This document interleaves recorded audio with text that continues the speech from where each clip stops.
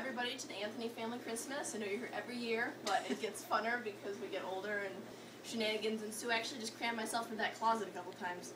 All right, so I'm going to be reading from Isaiah chapter 53, verses 3 through 6. It's an Old Testament prophecy about Jesus.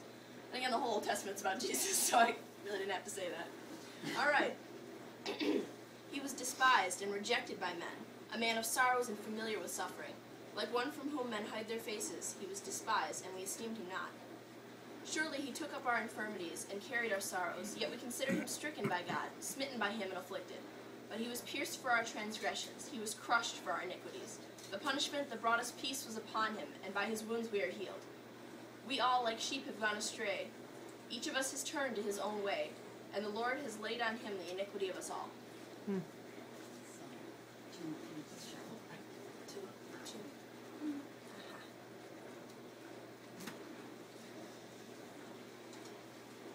those days, Caesar Augustus issued a decree that a census should be taken of the entire Roman world.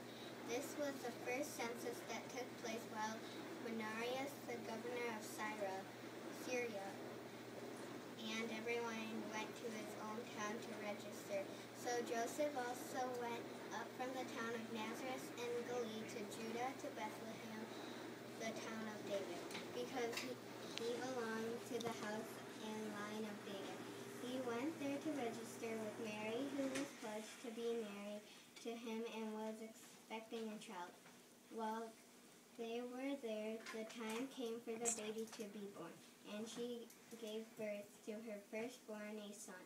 She wrapped him in clothes and placed him in a manger because there was no room for them in the inn. Shepherds visit Jesus, and there were shepherds living in the field nearby, keeping watch over their flocks at night. An angel of the Lord appeared to them, and the glory of the Lord shone around them, and they were terrified. But the angel said to them, "Do not be afraid. I bring you good news of great joy that will be for all the people. Today in the town of David a Savior has been born to you. He is Christ, the Lord. This will be a sign to you.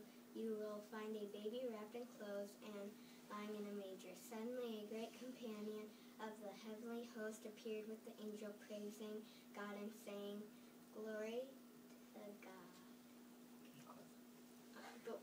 Glory to God in the highest, and on earth peace to men on whose favor rests."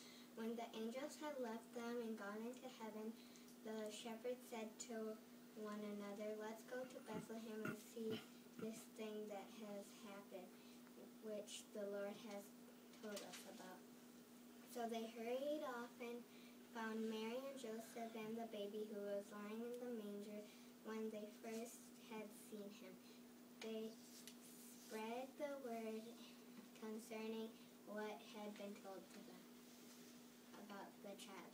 And all of us heard it were amazed and what the shepherds said to them. But Mary treasured up all the things and pondered them in her heart. The shepherds returned, glorifying and praising God for all the things that they had heard and seen, which were just as they had been told.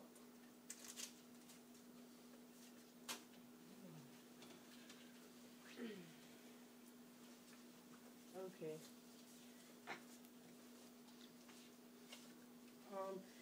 Then he said, "Jesus, remember me when you come into your kingdom." Jesus answered him, "I tell you the truth. Today you will come